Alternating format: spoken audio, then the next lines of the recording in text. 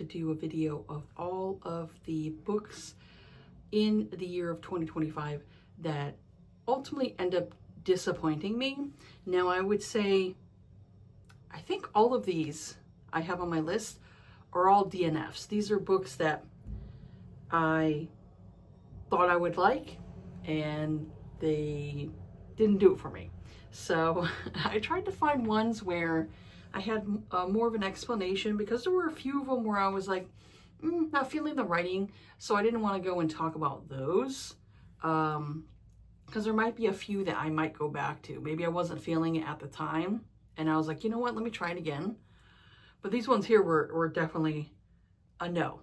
So the first one I'll talk about is If You Want Me by Helena Hunting. Now, I've come to realize I do not like Helena Hunting's writing anymore. I really liked her first book that was called Pucked. At least the first book I came across was called Pucked. And it was the Pucked series. And I liked the first one, even though I think there's some people who don't like the character of Violet. She is a bit annoying. But I did like the book a lot. And even now, it's like I can still read it and I still enjoy it. But some of her books lately for Helena Hunting, I just really dislike. I've tried getting into them, and I'm just like, nope, these are not for me. So this one here is If You Want Me. And this one here, the tagline is, But Daddy, I Love Him.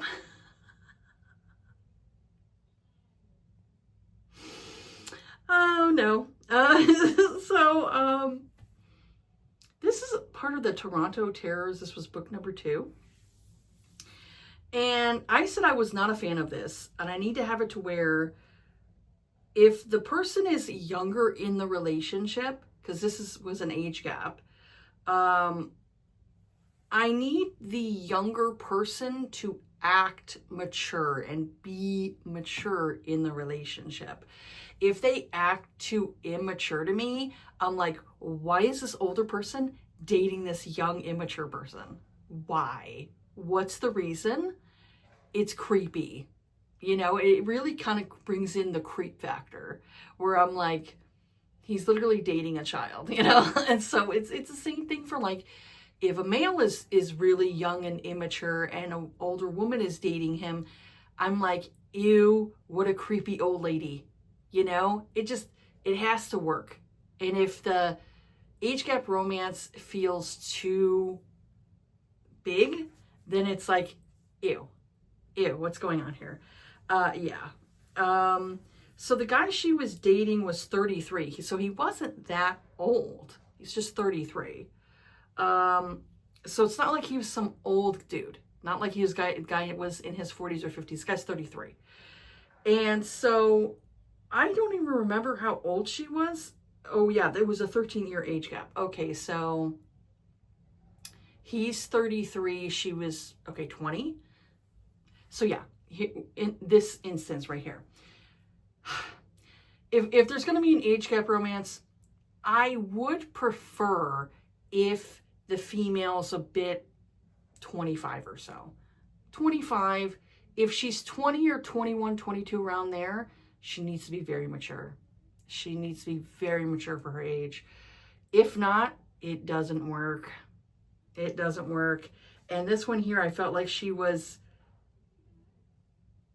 very immature for her age. Just, it did not act like a 20-year-old, you know, or like not a 20-year-old I would want to see. Because for me, I look back at, like, when I was younger, and I'm like, you know, I was very mature for my age. You know, even as like a 20 or 21-year-old, I was not out like partying and doing all this stupid crap, you know. I wasn't doing all this wild stuff.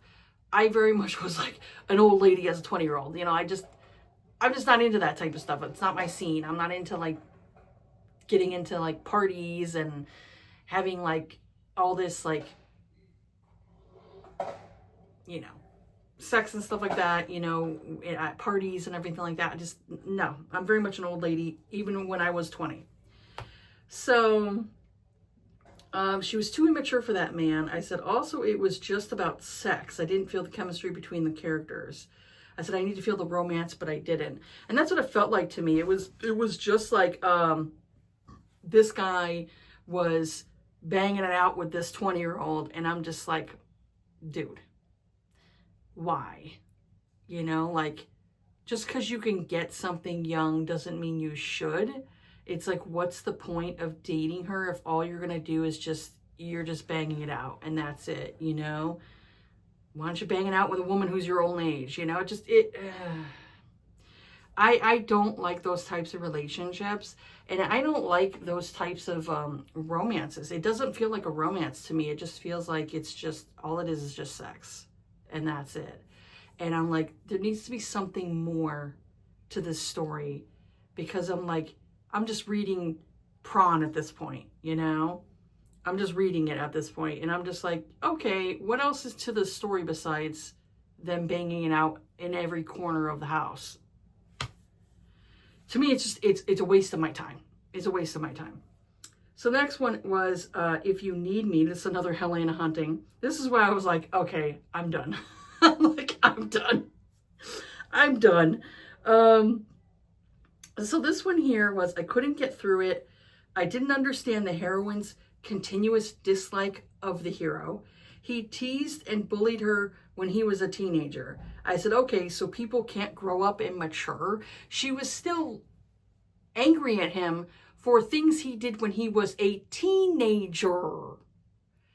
A lot of boys, when they're younger, are dumb, you know, and they do stupid stuff. They tease girls. They bully girls because that's the only way that they can show that they actually like the girl.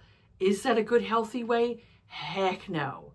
There needs to be a healthier way for a boy to express that he likes the girl's naughty bits, okay? There needs to be something more than that. Like, I had boys when I was younger who bullied me and teased me. Later on, I find out when I get out of school, they had a crush on me. And I'm like, well, that wasn't a way to get my attention. Throwing spitballs at me and making fun of me, I'm sorry, that's not gonna make a girl swoon. I'm sorry, it's not. So, you know, this is something that males have to teach other males. It's like, hey dude, you probably like that girl, so don't tease her.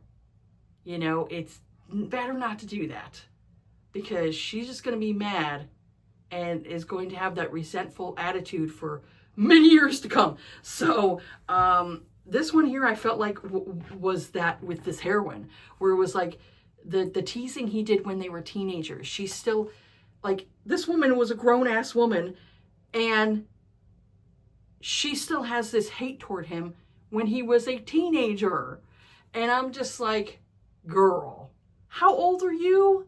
And you still have this resentment for him when he was younger? Oh, you know, and I said, people can't change their behavior. I said, go to therapy, lady. She needed therapy. This lady needed therapy. She really did, because I'm like, you're how old now? And you still have resentment toward him when he was young and dumb? You don't think that maybe he's matured and grown, you know? All us girls, when we're younger, we all think we're so mature. We can date older guys. Everything's okay. And then when you get older, you're like, oh yeah, that was not a good situation. Yeah, I shouldn't have dated that older guy who took advantage of me. Yeah.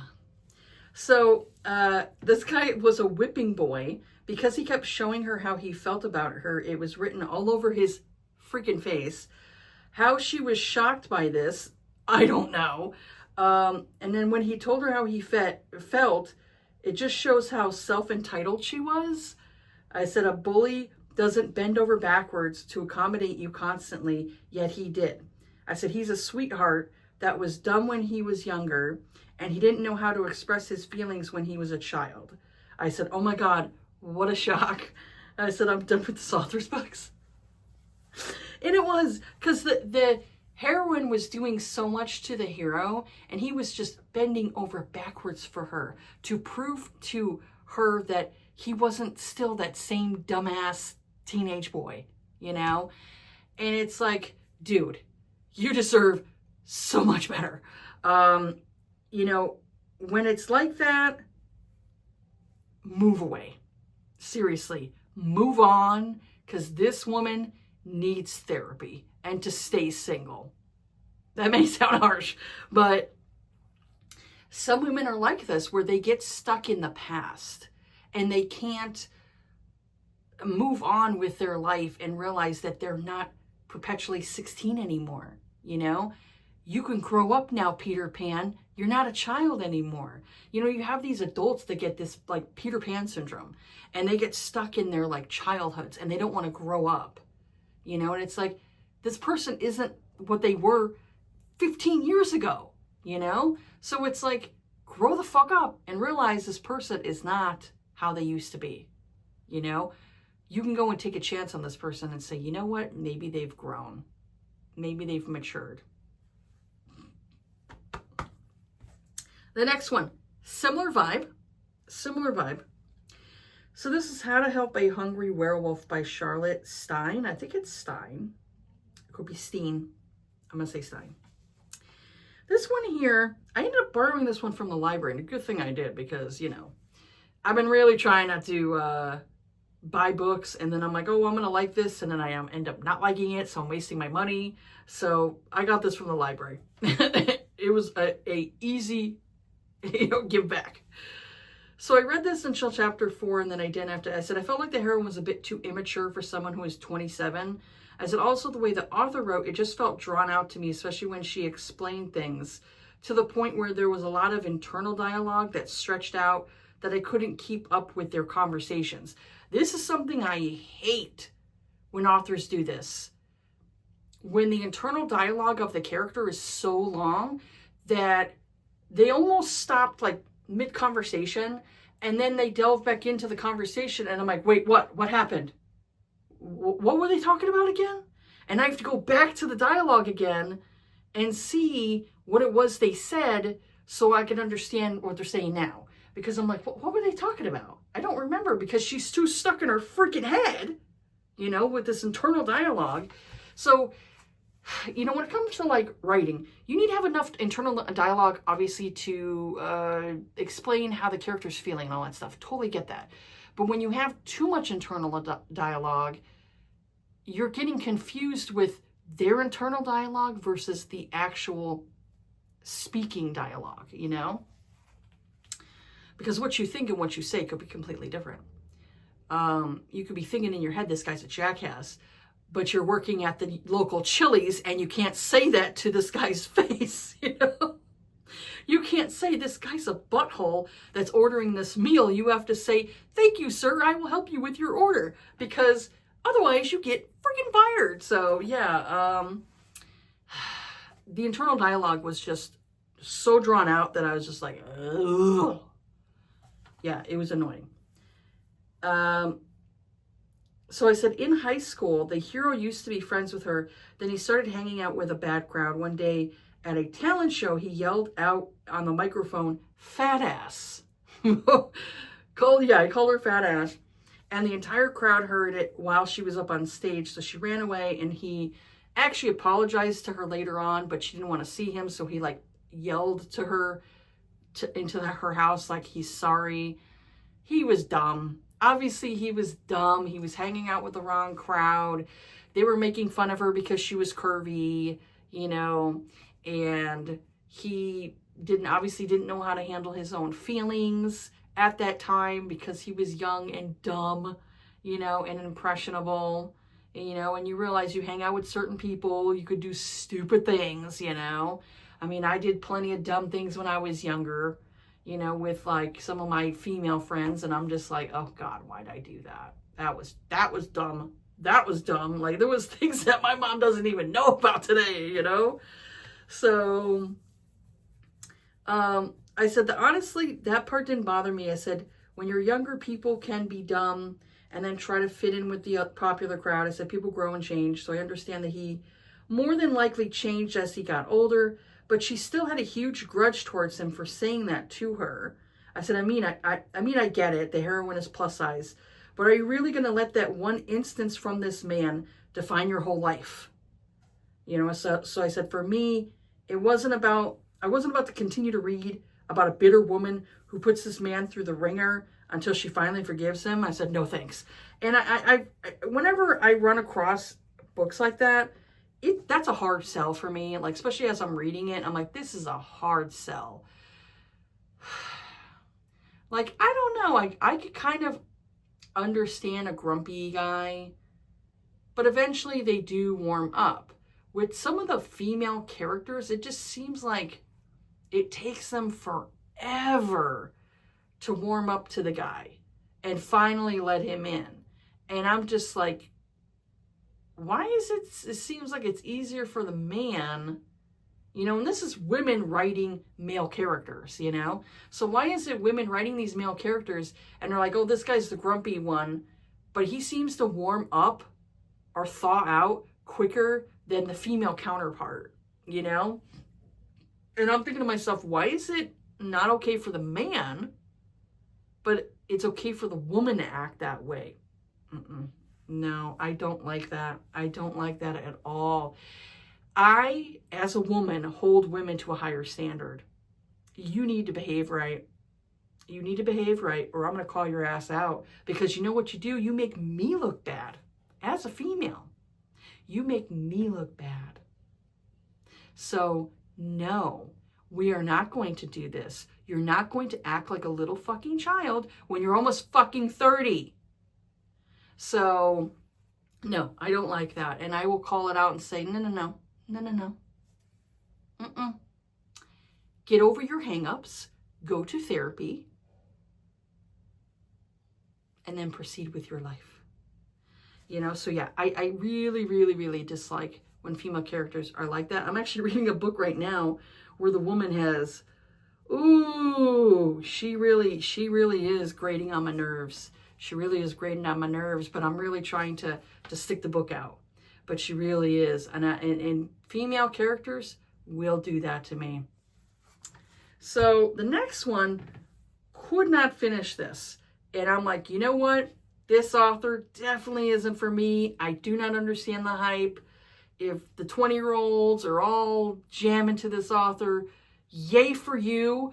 But really, I do not like this author. I really don't. Allie Hazelwood Deep End. I had DNF'd this one because they were like, oh, it's going to be like BDSM. And I'm just like, Allie, this is not 50 Shades. If you really want to delve into the BDSM thing, you really need to do your research. Because as I was reading this, I do not like when authors give college students this thesaurus type vocabulary where I'm looking at the book like, will college kids say things like this? When I was a college age student in my late teens or early 20s, did I have this type of vocabulary? No, I did not. I don't even have that vocabulary now. And I'm damn near 50. So some of the vocabulary in here, I'm just like,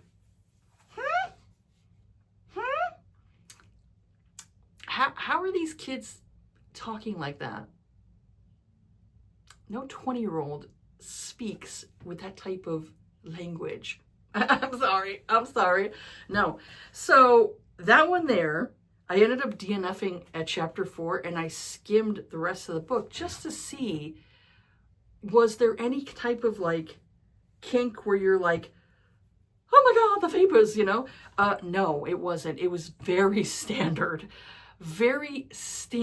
and boring when it came to the sexual things. To the point where I was like, this is very vanilla. This is very vanilla. Yeah, I was just like, no, this here, I don't get it. No, this is not very, yeah, it really just, it didn't do for me. And I was like, I don't get it. I don't get why this author is popular. again, if you're in your 20s and you dig Ali Hazelwood, awesome, good for you. But she is not for me. Definitely more in the beginner tier when it comes to like any type of romance. You know, like if you're delving into romance novels, Ali Hazelwood, Christina Lauren, Emily Henry, even though I hate to call Emily Henry a romance author because she's not, because she's women's fiction. And I'll say that until I'm fucking blue in the face. Emily Henry is not romance. So I would say if you want to delve into those authors first, because they definitely are in the lukewarm of when it comes to romance, and then delve into other stuff. Not that I'm into like all the erotica, because I'm not really into that either. It gets too much to where I'm like, oh God, this couple's having sex again. So I'm kind of like in between, you know, for me, when it comes to, I want to see a romance. I want to see an actual romance. And I just don't really see it from Ali Hazelwood. Maybe if I was like 20, I would really dig her, but I don't. As a 40-year-old, I just don't. So yeah, it doesn't do it for me, unfortunately. So the next one, Rebecca Yarros. This was Wilder, The Renegades, because I refuse to read Fourth Wing. I'm sorry. I'm not really into romantasy and all that stuff and dragons and everything. And if you dig that, awesome, good for you. But I'm just, I want to delve into some of her other books besides, you know, the Fourth Wing stuff. So this one here, I got through about maybe, what was it, 50% of it? Or no, actually I got to the 70% point. I'm so much finished with it. So the characters were Paxton and Leah. So this was a Tudor forced proximity, and they were on a cruise. So this one here had it to where the girl Leah, she's doing a 9-month cruise for school, and she has to tutor Paxton Wilder, who is a rich, handsome, and daring guy who performs in the X Games, and his crew are the Renegades. So I said they have obviously an immediate attraction. So I said, for me, I didn't like it because I felt like they got together way too quickly for my taste. Too much lust and less love. I didn't feel the passion or love of these characters. It was hollow, one-dimensional, and formulaic. So I said I lost interest in the 70% point of the book, and that's why I had to DNF it, because I lost interest. I was enjoying it, like, you know, in the beginning and everything like that. I'm like, oh, it's not bad. And then it's like around the 70% point of the book, it just really lost steam for me. And I was just like, I'm not feeling this. I'm not feeling it. And like I said, I felt like the characters got together way too quickly for my taste. And all they were doing is just, you know, banging it out. And I mean, and these are kids are like, that are still technically in, were they in high school or something like that? Or like early college, something like that. So like really young. So I was like, Though I was curious about the second book in it, because the second book I think had her friend in it, and her friend came to the cruise and was going to see her ex. And I was curious about that one, but then I lost interest, and I'm like, no. Maybe one day I'll go back to it, and I'll try reading like the second book. But yeah, that one there, I just really lost steam in it. And it really kind of like, I don't know, I started getting annoyed with the characters. Oh, I think I'm having allergy issues right now, because now all of a sudden I'm like itchy. So the next book, I was like, you know what? This author is not for me. I don't really feel this author at all. So this is Chasing the Wild by Elliot Rose.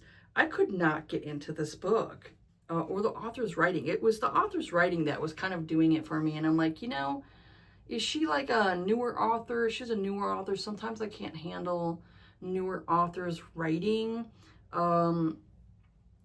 It could be the type of thing where maybe in like 5 or so years I might delve into the author again just to see if they got better at their writing.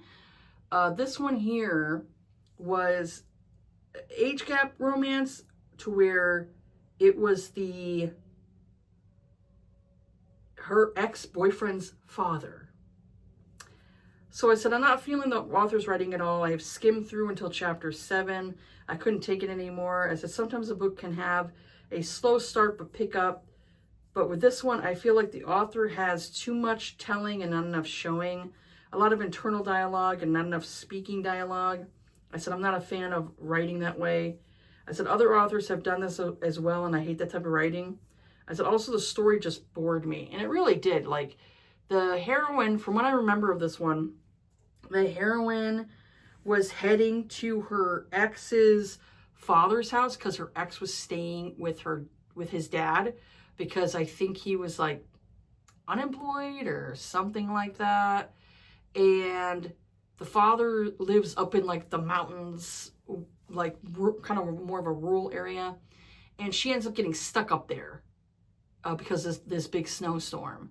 And so she just wanted to drop off her ex's shit and get the hell out of there and go to like this job she was doing.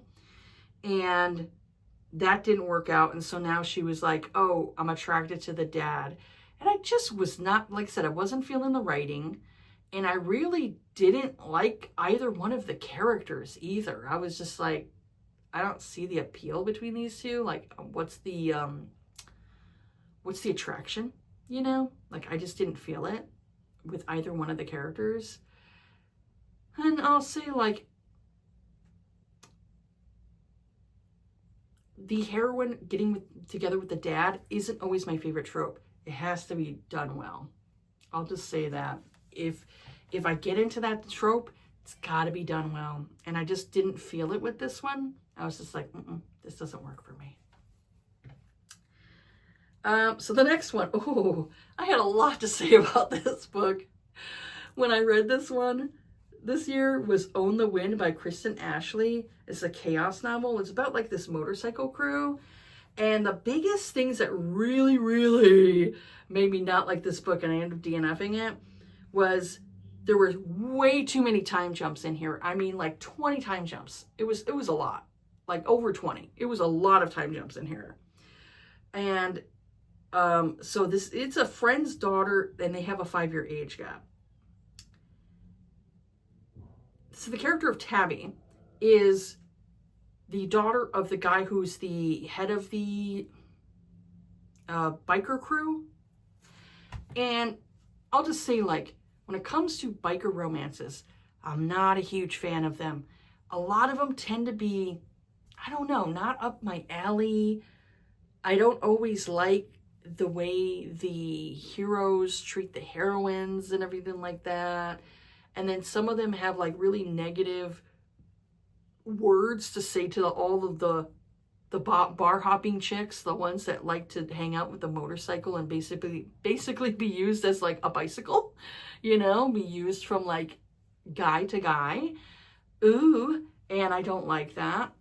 And then they have really harsh words to say to these women, and it's like, well, you're the one that chooses to sleep with them. So what does that make you, my guy? So yeah. So with Tabby, she had a crush on him when she was about a teenager. He brings her back to like the club and shows the 2 chicks that he got done banging, like, oh, you want to be my third? And I'm just like, ew, fucking gross. So of course she gets upset, runs off. She goes to college. She's in college. He sees her every now and again and still likes her. And I'm like, why? Why do you like her when you keep sleeping with all of these chicks? Okay. Then she finally kind of comes back, and she's engaged to be married. And then all of a sudden she gets into an accident. Her fiance dies. So now she's grieving her fiance. And what was his name again? Shy.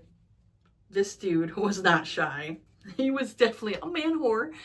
And so he's getting close to her, buying her food, making sure she's okay, Meanwhile, the fucker is dating this other chick. Then when she calls him out on it, he's like, so? You don't need to know my sex life. And I was just like flabbergasted.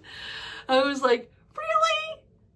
Okay. And I was like, oh, Tabby, you deserve so much better than this fucking douchebag. This guy was such a douchebag. I was like, seriously? What's the appeal to this guy? What is the appeal? I don't see it. I don't see how all of these chicks, and I'm like, yeah, okay, so he's a good looking guy, but he's a douchebag and he uses women. So why the fuck would you want to date this guy? If you know he's just going to use you as just checking off another chick on his fucking board. And I'm just like, ugh. Oh, I had so many issues with that one. So many issues with that one. That one made me so mad. So mad reading it. So I could not finish it. It got to a certain point where I was just like, I'm fucking done. I'm done. I'm done. I can't play this game anymore. I'm out. I'm leaving the table, you know. I'm gonna leave all my chips there and I'm walking away, you know. So I really disliked that book. And I was like, you know, I don't get what the hype is for Kristen Ashley. I don't understand why so many people in BookTube that were like, you know, I love Kristen Ashley. And I was like, really? Really? Okay. Hey, you know what? If you really enjoy that author, good for you, but she is not for me. She's not for me. Yeah. So the next one, this is With Love from Cold World by Alicia Thompson. This one, let me know. I really don't like this author's writing. So I DNF'd this book at 50%. So the characters were Lauren and Asa. So the content warning was, there's talk of like LGBTQ themes in here. Asa's bisexual and his parents don't support it. And they are religious. I said he also, my neighbors are running their water. So anyways, I said I didn't like how stereotypical these characters were because Asa is bisexual. So of course it's stereotypical for his religious family to not support his sexuality. I just felt like that was kind of like very stereotypical. And I just don't like reading that type of stuff in my books, you know? It's like, of course, there's going to be families out there who don't accept their child because they are LGBT, you know? And to me, I'm just like, they still make you, you know? I hate that type of stuff. So it's not something I like to read. And so I said, one of the people who was in the book was making out with a woman in the building. And said he was being nasty to Lauren, who was the heroine. I said, she looks down and he's wearing like a Confederate flag on his shirt. So of course, you know, it's the stereotype that anyone who wears that flag must be a bad person, you know, or they must be racist because they wear a Confederate flag. I said, to me, it was like the author was thinking to themselves, I want to make this character look like a douchebag. How could I do that? Oh, I know. Have this guy wear a Confederate flag t-shirt. It was like another kind of stereotype where it's like, oh, yes, this guy happens to be wearing a Confederate flag t-shirt because you're in Florida. You know, I just felt like, I was like, oh, yeah, this is like another stereotypical thing, you know, because they think anybody who is like in Florida is like a bad person because they voted for like the other side, and they're like, oh, they're all bad people that down there. And I'm like, not everybody, you know, like there's plenty of people who live in California who are Republican, and there's how many people who are Democrat here. So it's like, it's not just one side that lives here, you know? And so I said, it was such a stereotype and it lacks any kind of imagination from the author. I said, I also was not a fan of the heroine. She was annoying and so uptight. She grew up with a drug addict mom until she got away and was put in foster care. So it had made her closed off. I said, also, I didn't feel any type of romance between the characters. I said, they constantly were irritating each other. I said, I got 50% into the audiobook and I gave up because I was listening to this book. And I just was like, I wasn't feeling it. It felt, like I said, it felt very stereotypical of a person who's trying to write these characters and make them seem, I don't know, relatable. And to me, it was very stereotypical. And I'm like, I don't like when authors write stereotypes. It gets annoying. So I didn't like that book. And I was like, you know what? I don't think I'm going to be interested in this author's other works. I tried reading another book from her and I was like, I wasn't feeling it. So I got rid of those books there. Next one that didn't do for me was, unfortunately, this was Untouchable by Claire Kent. I normally like Claire Kent, but this one here was one of her earlier works, and I wasn't feeling this book. So this one has Kelly and Caleb. So this is all about a revenge plot. So Kelly meets Caleb and his dog at a park one day. They have an instant attraction, end up having a sexual encounter in the woods. Then Kelly finds out that the man she had sex with may be the person who had her father killed 17 years prior. So Kelly decides to enact revenge on him by getting close to him intimately, like sleeping with him. She wants to seduce him so she can find out if he had anything to do with her father's death.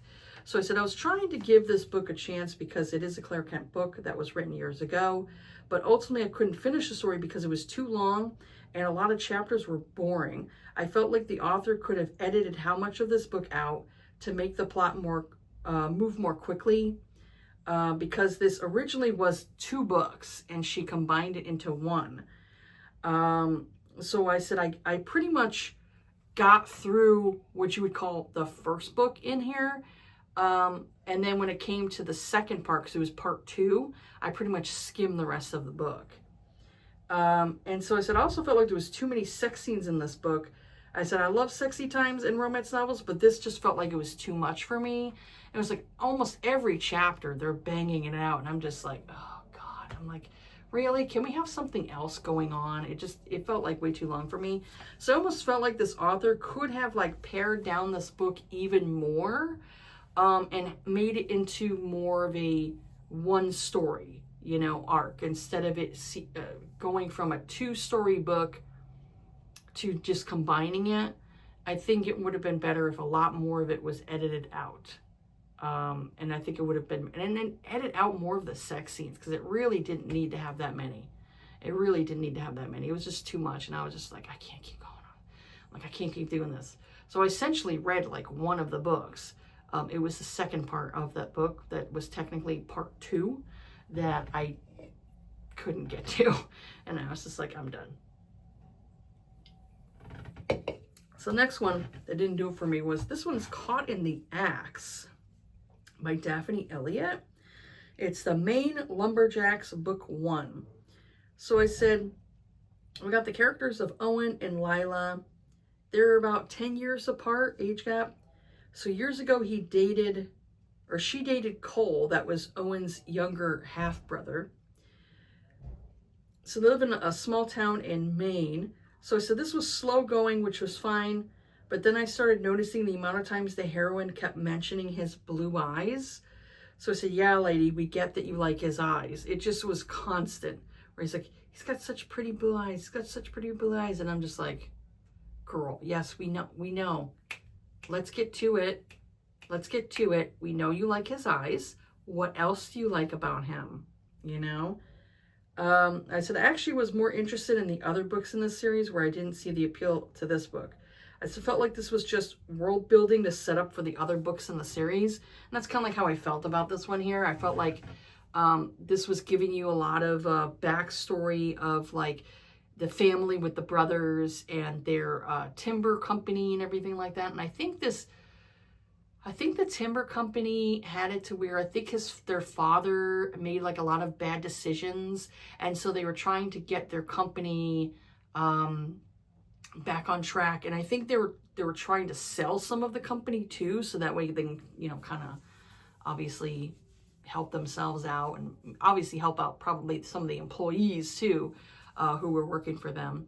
And so they're trying to get things back in order again. So the one brother had actually left his one company he was working for to go back to Maine and help out his other brothers. And so this one here just really didn't do it for me, and I wasn't feeling it. So I'm like, I might check out the other books for this author and see if the other books in the series are better. But yeah, this first one just really kind of like felt really slow going and dragged out for me. And I'm just like, I am not feeling this. So that's why I ended up DNFing it.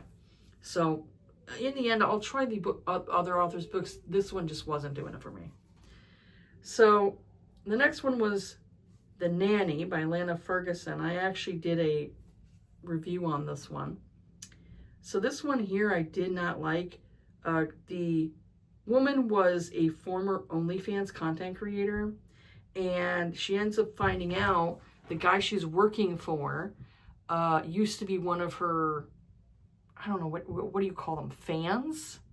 Is that what you call the guys who pay for the women to do dirty stuff? They're your fans. I think that's what it's called. I don't know. I said patrons, but I'm like, are they called patrons? Are they called fans? Audience members?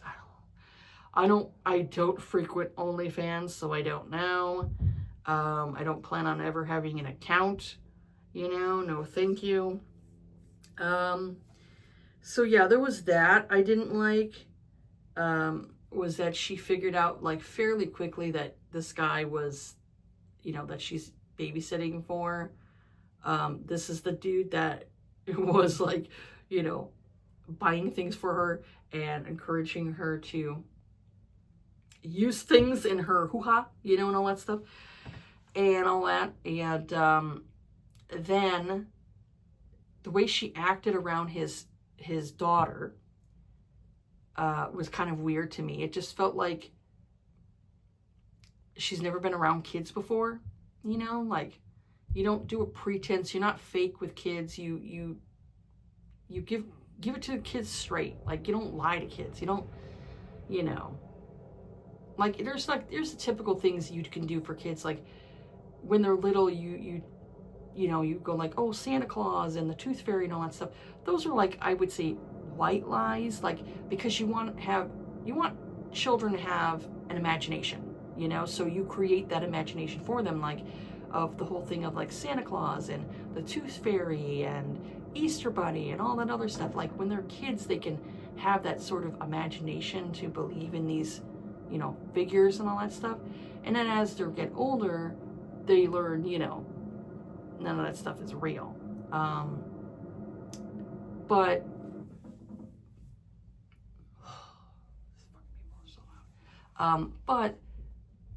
like those are kind of like what I would say white lies kind of thing, where as they get older, you want to be straight with them and tell them the truth about things, and not like say it in a way of like, that they can understand at their age, and all that stuff. And to me, I just felt like she was play acting for the kid, and I'm just like, girl, that's not how you act around a kid, so I didn't like that. And then once they got to the point of like him discovering who she was, they were like banging it out all the time, and I'm just like, I'm just like, I'm tired of books like that where it's like all they do is just bang it out. So I wasn't feeling it. And then I tried reading the author's other books, and I just weren't feeling them. So I ended up like, I had like how many of her books that I ended up buying. I ended up like selling them, getting rid of them. So last book I'll talk about here, this one here didn't do it for me, but I am checking out this author's other book right now. I'm currently reading another book in this series. So this one's The One I Left Behind. This is called Plain Daisy Ranch, and this is by Piper Rain. I ended up DNFing this one around the 66% point. So this is supposed to be a second chance. I read the prequel to this, to where the guy, Ben, he ended up leaving this small town they lived in called Willowbrook and moved to this other town to go to college because he wanted to basically get drafted into the NFL.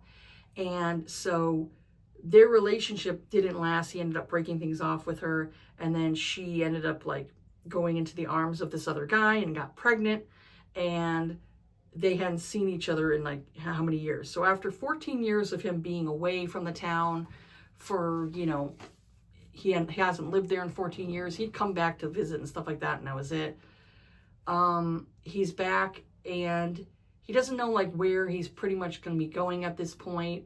He's not sure if he's going to stay in the town, which he doesn't really want to, or move on. He has a possibility of maybe getting like an anchorship, you know, like an anchor type thing where he's maybe on TV and talk about sports. 'Cause sometimes it happens with like football players or basketball players or anything like that. Like you've been in a sport for how many years, and then you know enough about the sport to where you're like, well, I'll continue on with maybe either being a coach or some other type of thing, you know, like you still want to continue on with it, but you can't be in the sport anymore because of like your age, your injuries, that type of thing. So I said, I read the prequel of this story, and I understand they had to be separated because he was moving on to college and a possible football career. Jillian had to stay behind to do her taking care of her younger siblings, and because of their fighting on the phone, Ben decided to break up with Jillian, which I completely understand. I mean, why would you continue to date this person if all you keep doing is arguing? You know, I said, that isn't helping either one of them. I said, also, Ben doesn't need the stress, especially he's in college and everything like that. He didn't need all that stress when he's trying to like work his ass off to get to where he can get drafted. You're lucky if you can get drafted into the NFL and make like millions of dollars, because it's not easy to get into, you know? And so I said, I felt like Jillian was dumb for deciding to hook up with a douchebag shortly after her breakup with Ben, and she ends up pregnant. I said, of course she doesn't regret her child, but I feel like with maturity, she would have understood that Ben was under a lot of stress being in a new town, not knowing anyone, and then having the stress of hoping that he can get drafted to the NFL. I said, I feel like Jillian wasn't mentally there for him enough and didn't support his dreams, and that is probably why it caused strain on their relationship. So I didn't understand her resentment and her like animosity toward him how many years later, when it's like, girl, you probably didn't help that when you probably were arguing with him constantly and he didn't need all that stress. You know, it's like, you're going to be his girlfriend and have a long distance relationship. You got to really kind of like be patient with each other and make it work, you know, otherwise it's not going to work. So once Ben comes back 14 years later, neither one of them didn't know how long they would stay in Willowbrook, because Ben might have gotten an anchor position to talk about sports, and Jillian wanted out of the town to pursue her lawyer career, because she finally was able to like take the bar exam. So it really messed with my head, where I felt like they weren't really serious about each other. And so once they talk and finally get to the stage where they're going to bang it out until they're both, you know, one or both of them leave Willowbrook, I said it happened fairly quick. So I felt like all of the 14-year resentment Jillian had for Ben was very weak, in my opinion. I really didn't feel like he did anything wrong. I didn't. I said, was she mad that he dated or slept with how many women after they broke up? I said, if that was the case, why be mad? You weren't dating anymore. I said, plus she was quick to get with another dude shortly after Ben broke up with her. I said, FYI, Ben did come back to Willowbrook, but he found out Jillian was pregnant with someone else's kid. So don't you think he wasn't upset by all that as well? I said, I'm sure he felt like crap knowing how quickly Jillian had seemed to have moved on from their relationship. Takes two to tango, man. I said, I think the story would have been better if he came back and they got to know each other again, and they realized that both of them made mistakes when they were young, and to not blame each other for their breakup, and they want to give the relationship a second chance now that they're older and more mature. I said, I think that would have been a better done than how the book was written. I said, Jillian makes Ben look like an asshole, and I just didn't believe that Ben was at fault for any of it. And like, she had this like continuous resentment for this man, and I'm just like, why? Why do you have resentment toward him? Oh, he broke up with you? If all you're doing is arguing with each other on the phone, it makes sense for you to just break up. Just break up. If all you're doing is fighting with each other, you're like, look, we're not getting along with each other right now. Maybe we should take a break. Maybe we'll just, we'll see each other every now and again, see how we're doing, see if those feelings are still there, So what happens? He moves on. He's obviously banging out with other chicks. She went and was fucking this other guy that started, hitting her and everything like that. And obviously she got away from him, but she has a kid, with this guy.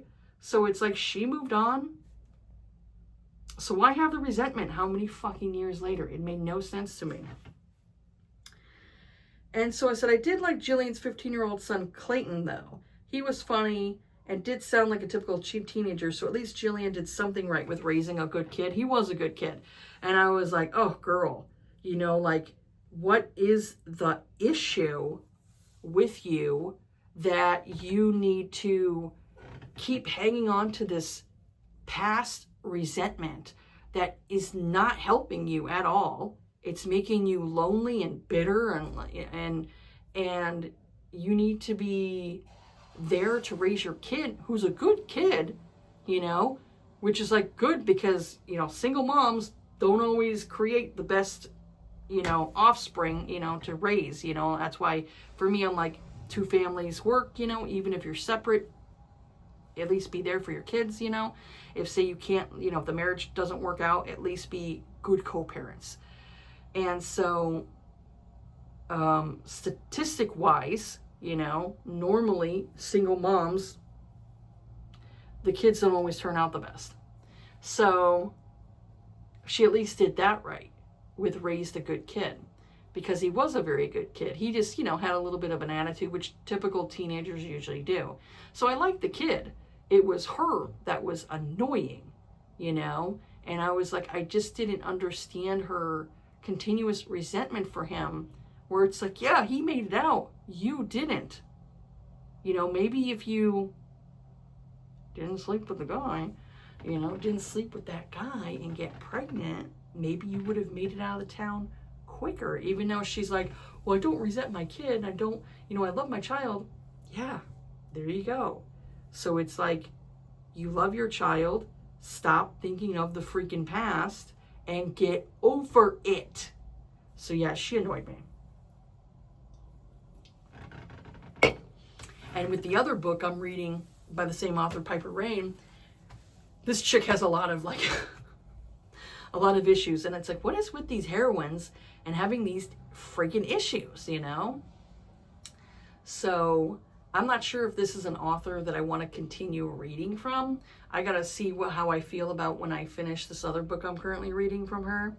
But right now I'm like, I don't like the heroines. They have like this too much of this like resentment or attitude toward the guy, and it's like, what guy is gonna keep putting up with this bitch, you know?